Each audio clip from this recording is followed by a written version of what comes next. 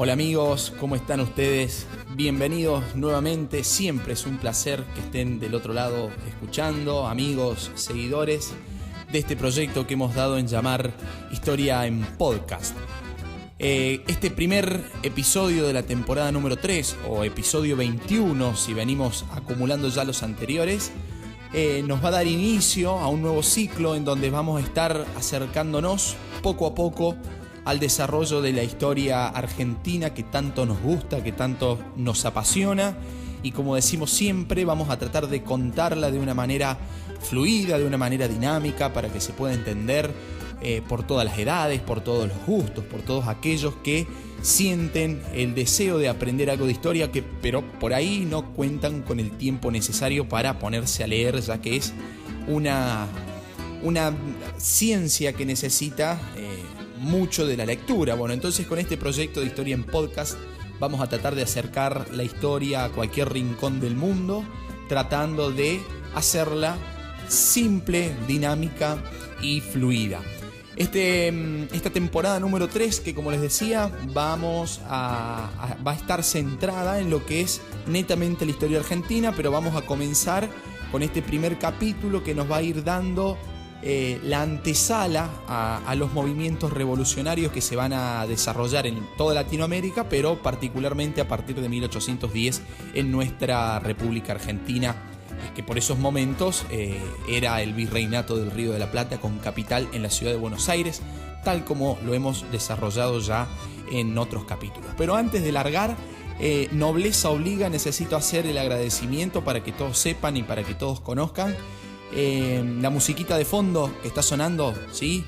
Un vals en acordeón, realizado por mi amigo Máximo de María, también de aquí, de la provincia de Córdoba, en Argentina, en donde la verdad es un trabajo de lujo el que ha hecho para cada una de las 3 temporadas de Historia en Podcast. Así que para Máximo, el agradecimiento enorme por también contribuir a este proyecto de llevar la historia a todas partes del mundo. Si quieren, lo pueden seguir por las redes sociales como Máximo de María, lo encuentran. Un músico con todas las letras y dispuesto siempre a colaborar en cualquier proyecto. Muchas gracias, Maxi. Bien, vamos a dar inicio entonces al episodio de hoy, en donde vamos a estar desarrollando, como le decía, la antesala de las revoluciones hispanoamericanas. Nosotros ya hemos mencionado en el capítulo 20, digamos en el último capítulo de la temporada 2, hemos tocado ya algunos temas referidos a algunos levantamientos en contra de la dominación colonial española. Basta recordar nomás, porque ya están desarrollados en ese capítulo que les decía, la revuelta de los comuneros en Asunción en 1721, movimiento que fue recién aplacado en 1734, porque justamente tuvo una gran trascendencia. Buscaba crearse un sistema comunal con lazos comunitarios, dejando de lado la autoridad española, ¿no? También hemos repasado los motines de México y Venezuela, motivados por las reformas borbónicas, en donde se dio el enfrentamiento justamente entre criollos y peninsulares por esta cuestión de quién ocupaba los cargos políticos y quiénes no. También la revuelta de los comuneros en Nueva Granada en el año 1779, que si bien fueron vencidos, este movimiento de base agrícola, digamos, de productores vinculados al agro, que buscaban justamente vencer el sistema de impuestos tan pesado, con esa carga tan difícil de soportar, que fue justamente propuesto por las reformas borbónicas también. Y dentro de ellos el más importante, que desarrollamos en más profundidad, que fue el levantamiento de Tupac Amaru, de José Gabriel Condorcanqui, en el Alto Perú, en el año 1780, donde justamente buscaba restablecer la monarquía incaica, de la cual él mismo era sucesor, ¿sí? Y que va a terminar después tan penosamente juzgado y condenado a muerte. Tupac Amaru va a terminar siendo descuartizado en su cuerpo por el régimen español, para tratar de provocar con esto un escarmiento y asustar a los que se animen posteriormente a hacer lo mismo, ¿no? Pero dentro de lo que denominamos la antesala de los movimientos revolucionarios hispanoamericanos está un hecho bastante puntual y que no siempre es tenido en cuenta, en la mayoría de las veces es ignorado, quizás porque fue un movimiento de base, en base a la población afroamericana o afrodescendientes, digamos, ¿sí? Un movimiento que en la historia se lo conoció como un movimiento negrero. Entonces quizás esa carga en base al racismo lleva a que este movimiento no sea tenido en cuenta. No siempre, pero la mayoría de las veces es ocultado. Yo recuerdo haber leído en toda mi formación solamente dos libros que hablaban de esta cuestión del levantamiento negrero, ¿sí? Tal así se lo llamaba, se lo denominaba con una carga bastante fuerte, que se produjo en Haití, la revolución haitiana, como me gusta llamarla a mí. Haití, que en esos momentos era la colonia de Santo Domingo, una posesión francesa, de hecho era la más importante de las posesiones francesas en América, porque estaba destinada a la producción de azúcar y café para la exportación. Era la colonia número 1 en el mundo basada en la producción azucarera y de café, ¿sí? Como ya hemos repasado en capítulos anteriores también, estas plantaciones, tanto de café como de azúcar, estaban basadas en la mano de obra esclava, ¿sí? La producción en base a la mano de obra esclava. Se calcula que en la colonia de Santo Domingo existían aproximadamente 500.000 de esclavos trabajando, pero no eran los únicos que llevaban adelante el trabajo en la colonia de Santo Domingo, sino que también desarrollaban sus labores los hombres libres. Estos hombres libres también trabajaban en las plantaciones y eran los denominados affranchis. Los affranchis, que eran justamente personas libres que podían desarrollar su trabajo en estos lugares de explotación que eran las plantaciones de azúcar y de café. Y aparte, un entramado social bastante complicado lo que existía, porque aparte estaba la población blanca dividida en dos partes, igual que lo que sucedía en las colonias españolas. En esta francesa vamos a tener los Grand Blancs y los Petit Blancs. Así como en las colonias españolas tenemos los criollos y los peninsulares, bueno, aquí vamos a tener los Grand Blancs y los Petit Blancs. Los Grand Blancs son aquellas personas, obviamente blancas, como su nombre lo dice, es decir, europeas o descendientes de europeos, que eran los propietarios de las plantaciones y además ocupaban cargos políticos, es decir, llevaban adelante funciones administrativas dentro de la colonia. Y por otra parte, los Petit Blancs, los pequeños blancos, que se dedicaban al comercio y eran funcionarios de mucho menor rango que los Grand Blancs.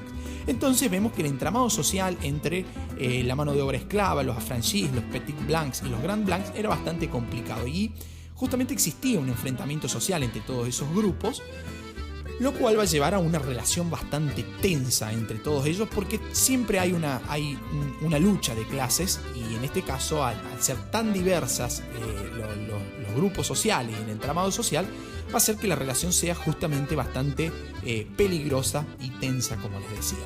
Van a terminar estallando después del año 1789, que va a marcar el hito, la bisagra en la historia, con la Revolución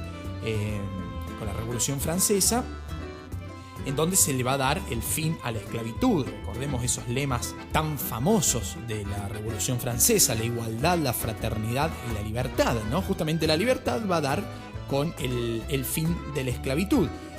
A partir de allí, en Haití, vamos a tener el primer acto de soberanía. ¿Por qué? Porque los ingleses, aprovechándose de esta situación de debilidad que tenía Francia, con un estallido revolucionario en la metrópolis y con sus colonias bastante descuidadas, los ingleses van a venir a Haití y van a querer adueñársela, ocuparla, digamos, ¿no? Y ahí vamos a tener el primer acto de soberanía, porque el ejército francés, aliado con los libertos, es decir, los libertos son aquellas personas que han sido esclavos y por diferentes razones se le ha concedido la libertad o la han comprado a la libertad, alguno de sus amos compró su libertad. Ese ejército francés, aliado con esos libertos, van a derrotar a estos ingleses invasores que querían justamente tomar la isla. Los libertos van a estar al mando de Toussaint Louverture. Toussaint Louverture era también un liberto, ¿sí?, que va a ser tan grande, los historiadores de la Revolución Haitiana van a decir, va a ser tan grande y tan hazañosa y tan valerosa y valiente la labor que Toussaint Louverture va a llevar adelante en esta defensa de la isla, que va a ser nombrado como gobernador vitalicio. Pero no todo fueron flores para Toussaint Louverture. ¿Por qué? Porque cuando Napoleón en 1804 se autodeclara y se autonombra emperador de los franceses y crea el imperio napoleónico, va a pisotear un poco los logros que la Revolución Francesa había logrado. Entre ellos, la cuestión de la abolición de la esclavitud. Entonces Napoleón va a restablecer el sistema esclavista y Louverture intenta crear una república negra en la colonia de Santo Domingo, y justamente por ese hecho va a ser encarcelado y al año siguiente va a morir. A partir de ahí, las denominadas castas de negros y mulatos van a arrasar con los campos, van a arrasar con la tierra, con las plantaciones, y se va a dar una gran matanza de blancos en la colonia de Santo Domingo, ¿sí? Y el año clave va a ser 1804, porque a partir de allí los rebeldes, los rebeldes contra el régimen colonial francés, dirigidos justamente por un antiguo esclavo, Jean-Jacques Dessalines, van a declarar la independencia de las colonias y van a rebautizar a la colonia de Santo Domingo con el nombre de Haití, que era el nombre originario precolombino, digamos, antes de la llegada de los europeos a América. Y a partir de ahí, Jean-Jacques Dessalines se va a proclamar emperador. Y hay que decir, contando la historia completa, esto económicamente significó un atraso, una vuelta atrás, una vuelta, a la prácticamente nulidad en cuanto a la importancia económica de Haití, porque roto el vínculo con la metrópolis, roto el vínculo con Francia, se rompe también el sistema monopólico y pierde ese lugar, el puesto número 1, digamos, a nivel mundial como productora de azúcar. A partir de allí lo va a ocupar Cuba, ese lugar, ¿no? Y si bien económicamente, como pasó en todas las colonias después de la independencia, si bien económicamente hay un retraso, hay un grave problema para redireccionar la economía, hay que decir que esta revolución haitiana, tan importante a mi forma de ver la historia, va a sentar una advertencia para todo el régimen colonial en Latinoamérica. Digamos, Haití le va a estar diciendo a Latinoamérica: ojo, porque si nosotros pudimos, cualquiera también puede hacer la hazaña que nosotros logramos y romper el sistema colonial. Entonces el resto de Latinoamérica va a empezar a mirar a Haití con ojos bastante interesados, por una parte, sobre todo la de los criollos españoles, y con una parte bastante preocupada, es decir, los peninsulares españoles, en señal de peligro, diciendo: che, se nos pueden levantar los pueblos y liberarse de nosotros, digamos, ¿no? Entonces por eso es el precedente tan importante que sienta la revolución haitiana. Otro ejemplo, damos vuelta un poquito la hoja, otro ejemplo bastante importante en cuanto a emancipación se trata es el de Estados Unidos, las colonias estadounidenses norteamericanas que estaban bajo la dominación británica, ¿no? de Inglaterra.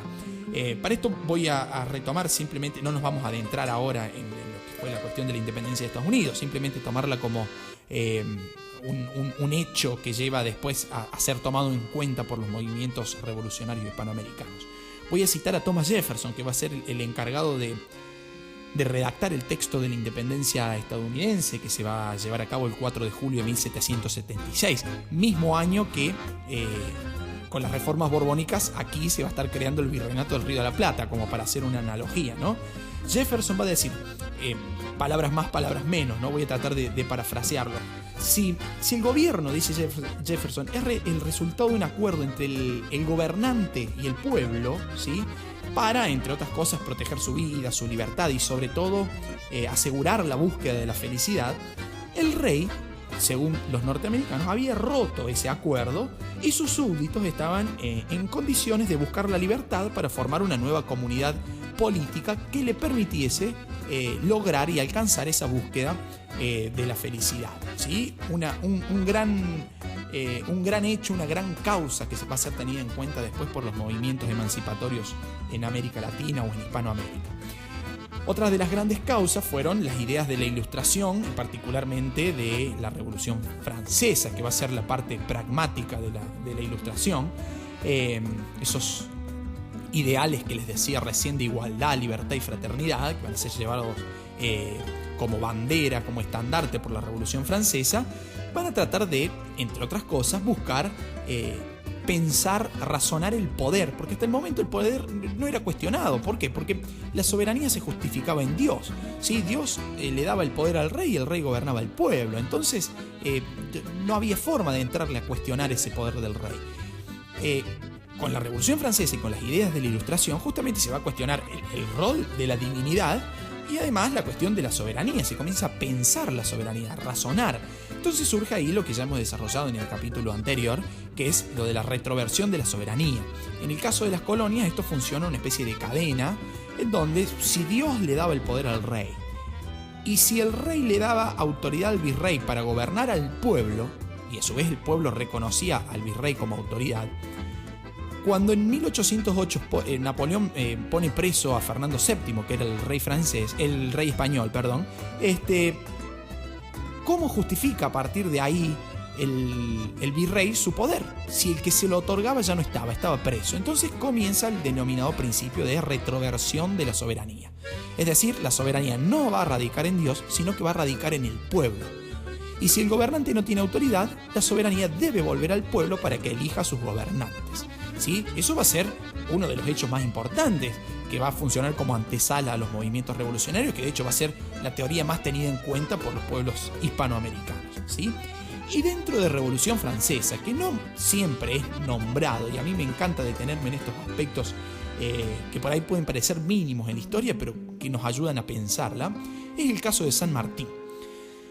San Martín, considerado el padre de la patria por la historiografía oficial mitrista, digamos, ¿sí? de allá de fines del siglo XIX, lo cual también podría, en cierto punto, si se quiere, cuestionarse o ponerse en revisión, porque San Martín vivió escasos años en nuestro territorio, volvió en 1812 y se va a exiliar apenas comenzado la década de 1820, 1824, es decir, va a vivir apenas 12 años en nuestro país. La hazaña fue totalmente valerosa, una lucha emancipatoria invaluable la de San Martín. No estoy poniendo en cuestión eso, sino decir, también han existido otros personajes que pueden recibir el título de padre de la patria. Recordemos a Belgrano, un simple abogado que devino en funciones militares. Recordemos a Monteagudo, recordemos a Mariano Moreno, ¿sí? Pero, en fin, este San Martín, padre de la patria, se va a ir desde muy chico a vivir a España para empezar su carrera militar, porque justamente la carrera militar era la que trataba de buscarse en ella, digamos, la posibilidad de un ascenso social y de ganar dinero. Era una de las fuentes más fiables para sobrevivir, digamos, ¿no? A tal punto, se marcha a España y va a ser aceptado allá como cadete en el regimiento de artillería de Murcia. Y una vez iniciada la Revolución Francesa y sobre todo con la expansión del Imperio Napoleónico, que va a tratar de llevar alguna de las ideas de la Revolución Francesa al resto de Europa, San Martín va a combatir para los ejércitos españoles en contra de las ideas de la Revolución Francesa, ¿sí? Va a tener combates que son realmente heroicos y valiosísimos y muy recordados para España, en donde San Martín va a tener una destacada actuación. Combates como por ejemplo el de Orán, el de los Pirineos, el de Rosellón. Desde 1804 San Martín va a tener una amplísima actuación en esos ejércitos, en esa lucha de los ejércitos españoles contra las ideas revolucionarias francesas, ¿sí? Particularmente en julio de 1808, en la batalla de Bailén, que va a ser la última que San Martín combate en territorio europeo, va a tener una gran actuación que le va a valer su ascenso a teniente coronel y además ganarse la medalla de oro por su actuación en ese combate como estratega militar, no solamente por su valentía en el campo de batalla, sino además por sus capacidades estratégicas a la hora de la guerra. Esta batalla va a ser muy importante para España porque va a ser la primera derrota de los ejércitos napoleónicos en campo abierto. Y San Martín fue parte muy activa de esto, ¿sí? Recalco, estaba luchando por la monarquía, a favor de la monarquía española y en contra de las ideas revolucionarias francesas. Pero después San Martín va a engañar a la corona española, es decir, tengo que volver a mi tierra, tengo que volver al virreinato del Río de la Plata, porque he dejado allá unos asuntos familiares, económicos, unas chacras que tengo que atender y bueno, y estando acá yo no puedo, necesito volver, y lo autorizan a volver, ¿sí? todo esto era en realidad era mentira, digamos. San Martín quería volverse acá justamente a cultivar la libertad y la revolución por la cual él había estado luchando en contra.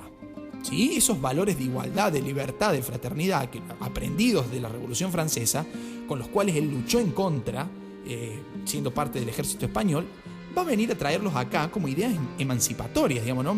Pensemos esa contradicción en una misma persona y que va a ser tan importante para nuestra historia como país, ¿sí?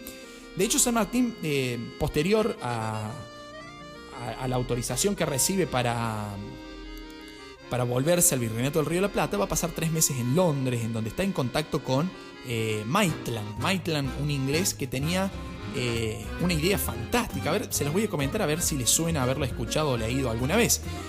Maitland decía: hay que quitarle las colonias sudamericanas a América. Y para eso yo tengo un plan, dice Maitland. Vamos a tomar primero la ciudad de Buenos Aires, capital del Virreinato del Río de la Plata. Posteriormente nos vamos a instalar en Mendoza y ahí vamos a crear un cuadro de operaciones, digamos, en donde vamos primero a cruzar a Chile por la cordillera de los Andes, vamos a tomar Santiago de Chile y de ahí por mar nos vamos a ir hasta Perú para tomar el principal foco realista español, que era Lima, y entonces vamos a vencer a las colonias españolas y nos las vamos a apropiar, ¿sí? Ese plan es justamente el plan que San Martín, el denominado Plan Sanmartiniano o Epopeya Sanmartiniana, decían los manuales. San Martín tuvo en contacto con Maitland y va a ser le ganó de mano, digamos. Va a ser el tipo que va a venir acá a América, San Martín, y va a poner en marcha el plan de Maitland, ¿sí? Pero no para pasar al dominio inglés, sino justamente para asegurar la libertad de estos territorios. Sí, esto está muy pocas veces nombrado en la historia. Recuerdo haberlo leído a Piña muy por arriba y a Rodolfo Terraño, que tiene varios trabajos interesantes sobre San Martín, que ha sido ministro de Educación de Raúl Alfonsín, Rodolfo Terraño, y ha escrito justamente un libro sobre el Plan Maitland, excelente y recomendadísimo para analizar esta situación que estoy comentando, ¿sí? Como para pensar las contradicciones en esos personajes que muchas veces no se conocen o no se cuentan, ¿sí? Siguiendo con la línea argumentativa, diré que la Ilustración, este fenómeno en donde se comienza a pensar el poder, va a tener también una gran consecuencia para los movimientos revolucionarios, que por ejemplo va a ser la prensa. El fomento de la prensa escrita para tratar de llegar a todos y para tratar de pensar la situación en la que se vive, va a tener en nuestro territorio la consecuencia de la fundación de lo que para mí son 2 grandes periódicos del momento. El primero, el Telégrafo Mercantil, fundado en 1801 por Francisco Cabello y Mesa, pero a instancias de Manuel Belgrano. Manuel Belgrano va a ser el que está atrás de la fundación del Telégrafo Mercantil para tratar de dar a conocer la situación en la que las colonias vivían. Y en segunda instancia, la Gaceta de Buenos Aires, impulsado por Mariano Moreno, secretario de la primera junta, que va a ser justamente la primera junta la que decide la fundación de este periódico para dar a conocer las ideas revolucionarias del momento. Periódico que sale en circulación, el 2 de junio de 1810, lo cual lleva a que el día, en la actualidad, recordemos el Día del Periodista, justamente ese 2 de junio, rememorando la salida en circulación de la Gaceta de Buenos Aires, ¿sí? Justamente para tratar de hacer uso de la razón en contra de la soberanía divina y particularmente en contra del absolutismo monárquico y de la dominación colonial española. Otro gran hecho que funciona como antesala a los movimientos revolucionarios es, repaso aquí porque ya lo hemos hablado en el episodio anterior, es la situación de la corona española después de la batalla de Trafalgar y particularmente después del año 1808, en donde directamente el ejército napoleónico le invade, obliga a abdicar al rey Carlos IV, pone preso a su hijo el rey Fernando VII y Napoleón nombra a su hermano a José Bonaparte como rey de los españoles. Entonces ahí ya se arma la crisis de la monarquía española, que era cuestión de tiempo para que terminara cayendo, ¿no? Particularmente posterior a esto, en 1809 van a estallar en el Alto Perú y en Quito movimientos a favor de la autonomía. Se va a formar, por ejemplo, en La Paz, en el mes de junio, la Junta Tuitiva de los Derechos del Pueblo. Tuitiva justamente quiere decir tutora o encargada de los derechos del pueblo. Va a estar formada por americanos profesionales que si bien le van a jurar lealtad al rey Fernando VII, que estaba preso, no van a reconocer la autoridad y la legitimidad de la Junta Central de Sevilla que funcionaba en esos momentos. Entonces dice, acá tenemos que aparecer nosotros y cuidar nuestros propios derechos, pero el movimiento va a ser finalmente aplastado por tropas enviadas, fíjense ustedes, desde Lima y desde Buenos Aires, que va a ser la que va un año después llevar adelante la revolución en contra del régimen español, ¿no? Fíjense las contradicciones de la historia.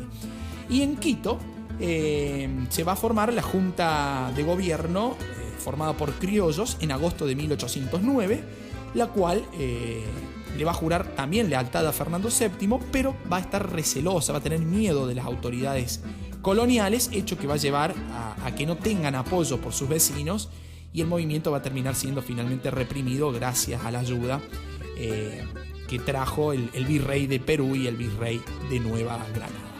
Ahí dejamos, amigos, este capítulo para en el próximo ya comenzar directamente con historia argentina, con lo que han sido las invasiones inglesas, un hecho bastante particular y que va a sentar el precedente más importante para analizar posteriormente la caída del régimen colonial en nuestro país. Bien, amigos, con el deseo, como siempre digo, de que les haya gustado, de que hayan aprendido algo, de haber sido claro, de haber sido preciso y conciso con la información que he estado desarrollando en este episodio. Los saludo, hasta un nuevo encuentro. Espero que hayan disfrutado. Por cualquier sugerencia, por cualquier crítica, siempre en carácter constructivo, dejo siempre mis redes sociales en manera de contacto, tanto Facebook, Instagram como Twitter. Me pueden encontrar como Luquitas Bota. Ya muchos me han dejado mensajes, trato de ir respondiendo siempre. Luquitas Bota, recuérdenlo, B larga, T. Allí me encontrarán y podemos también, si quieren, como siempre digo, está abierta la posibilidad a intercambiar ideas, porque en cuestiones de historia no siempre se está de acuerdo, ¿no? Bien, amigos, los saludo, hasta un próximo encuentro y espero que sigan aprendiendo y disfrutando con esto que hemos dado en llamar Historia en Podcast. Chao, muchas gracias.